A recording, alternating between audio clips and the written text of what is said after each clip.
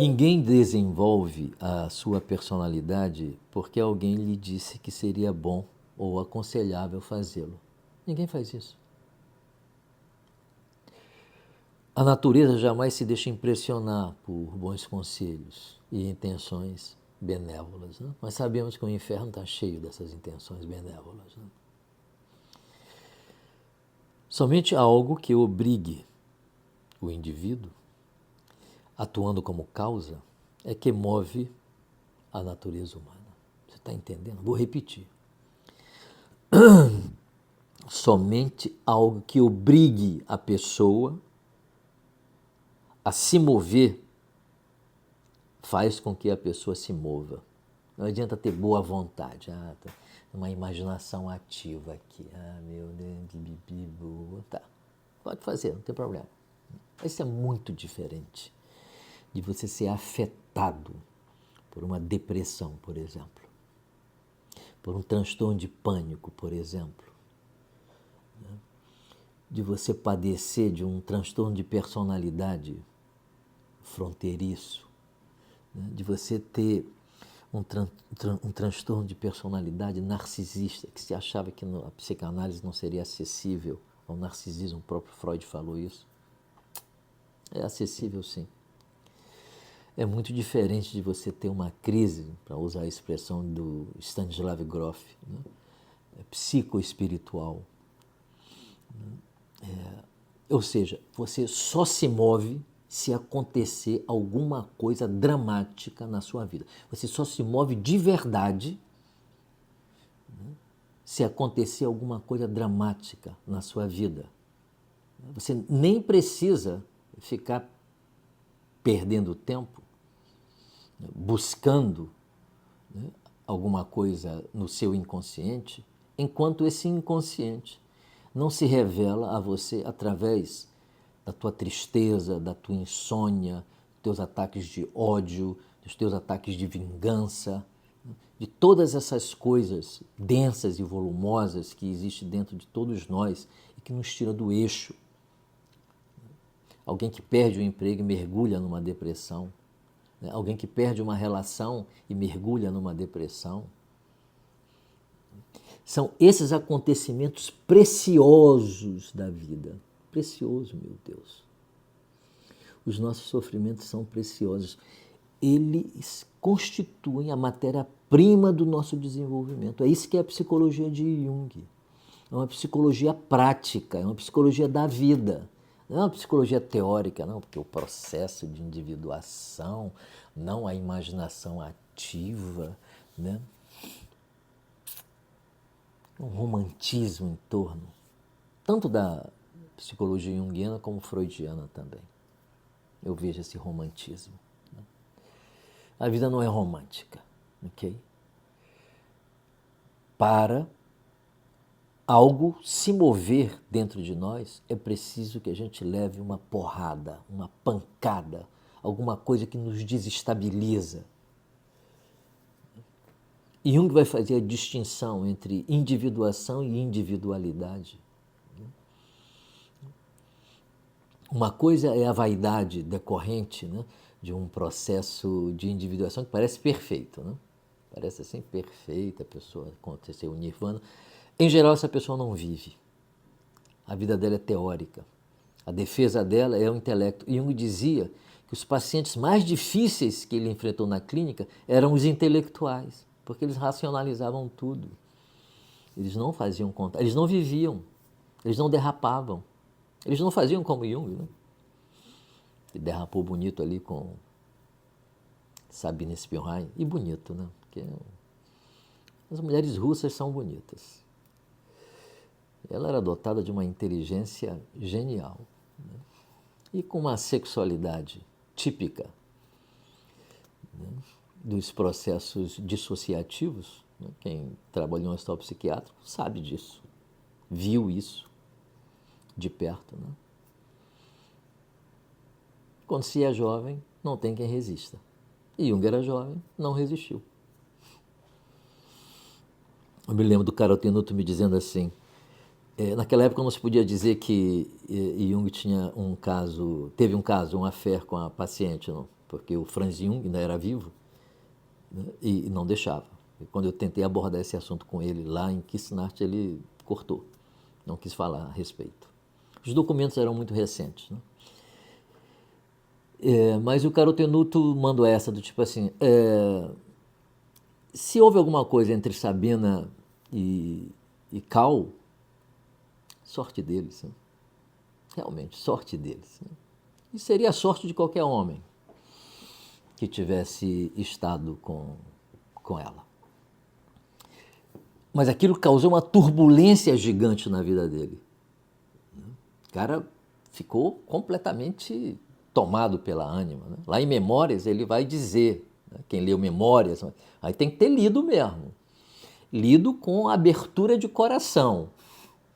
Vai ver que ele diz assim, percebi que uma voz feminina falava dentro de mim, e era uma psicopata, ele usa esse termo, né, um termo antigo, né? Uma mulher que eu tratei no hospital psiquiátrico, né, e que se tornou a minha ânima. Quem era essa mulher? Sabina? Sabina era essa mulher. Então a ânima não é uma reflexão filosófica sobre o feminino. A ânima é uma experiência vivida na pele, na carne, no tesão, no desejo, na loucura, né? Por Jung. E aí que ele vai descrever, a partir da experiência dele, as destilações das memórias dele no relacionamento com ela. Se você for lá na casa de Bollinger, eu não sei mais o que é lá aquela casa, quando eu fui lá, estava até abandonada, para ser sincero, a casa, né? Eu até varri algumas coisas, tinha uma vassoura lá, eu varri porque estava realmente abandonada. Isso foi 40 anos atrás, né? Numa daquelas pedras tem o desenho de um urso, né? Uma escultura de um urso feita por Jung, e tem escrito em latim, né? O urso faz a bola girar, né? Foi uma homenagem que ele prestou a Sabina Spielrein, né? Que foi verdadeiramente a ânima da vida dele, né? Que quase acabou com a vida dele, né? Freud entrou no meio, aquela confusão que a gente já sabe. Então o que eu quero dizer com tudo isso é que a psicologia de Jung é uma psicologia viva, é de vida, não é teórica não, né? Porque Jung disse isso, porque Jung disse aquilo, e aí você fica na literalidade do que você leu, né? E aí o intelecto substitui a vida, aí você fica sem experiência, fica todo teórico, idealizando a vida certa, né? Jung chega a dizer que não tem nada mais tolo do que o desejo de querer ser normal. Nise é a mesma coisa, estudei com Nise muito tempo, foi minha mestra lá na casa dela, lá na Marquês de Abrantes, né? Tive no Flamengo, aqui no Rio, né? Então, eu fico um pouco triste quando eu vejo, né, essa tentativa de formatar a vida naquela coisa certinha, né? Daquela coisa apertadinha, né? Que está tudo certinho na minha vida. É uma ilusão. Viva a vida e deixe a vida trazer para você as coisas que a vida quiser trazer para você, porque a vida sabe do que você precisa. A vida sabe do que você precisa. E se está presente, então honre o que está presente e se debruce sobre aquilo que afeta você, do afeto, afeta você. Pense aquilo que afeta você. É isso que é individuação verdadeira. É de dentro para fora. Não é uma relação intelectual, é uma relação vivencial. Então é isso que Jung está dizendo aqui. Ninguém desenvolve sua personalidade porque alguém lhe disse que seria bom e aconselhável. Vamos sentar aqui na caixa de areia para fazer não sei o quê? A natureza jamais se deixa impressionar por conselhos dados com boa intenção. Somente algo que obrigue, ok? Não usou a palavra obrigue desnecessariamente, obrigue. E Jung fez o que ele tinha que fazer para não enlouquecer. Foi isso.